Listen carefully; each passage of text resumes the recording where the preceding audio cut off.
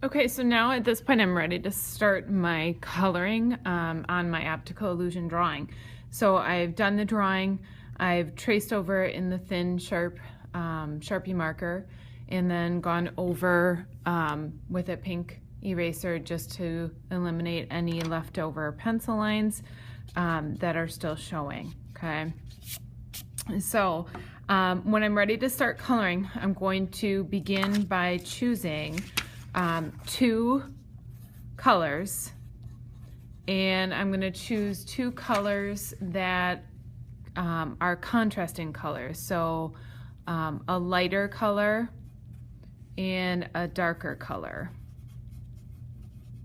Okay, so two colors that contrast. So remember, a high contrast is like a very, very dark with a very, very light. Mine is going to have maybe a little bit of a lower contrast because my colors are a blue and an orange. So there's a dark and a light, but they're not really high contrast colors. So two colors, and then my goal with those two colors in my work is to demonstrate the use of value. And we've practiced our value scales, so we know how to use pressure to change the value in our drawing tools.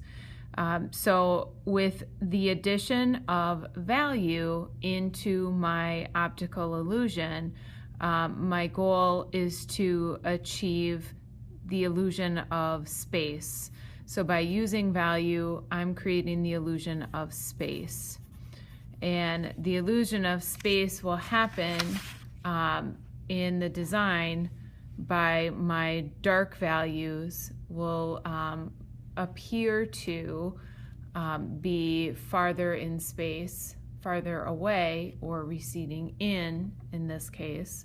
And then the lighter values should appear to be closer to us.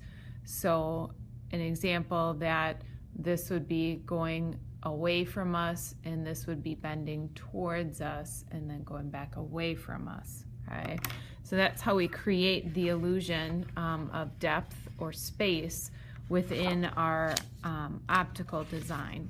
Okay, so in order to do that, and all these designs are set up the same way, I'm going to look at side to side in my pattern. Okay, so for example, in this design right here, I have a dot to a dot, so a space to a space. Some designs have like a line and edge to an edge, but the design is colored the same way. So I'm going to use my darkest, hardest pressure on the edges.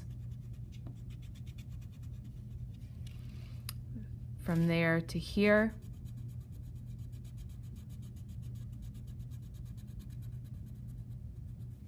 And then I'm going to use my pressure skills that I've practiced and work on using less pressure to lighten up the color and towards the center of my design.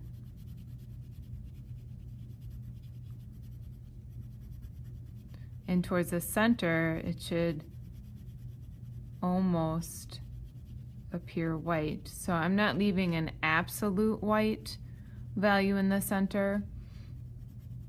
I'm just using a super duper light pressure for the lightest value I can make of that orange in the middle.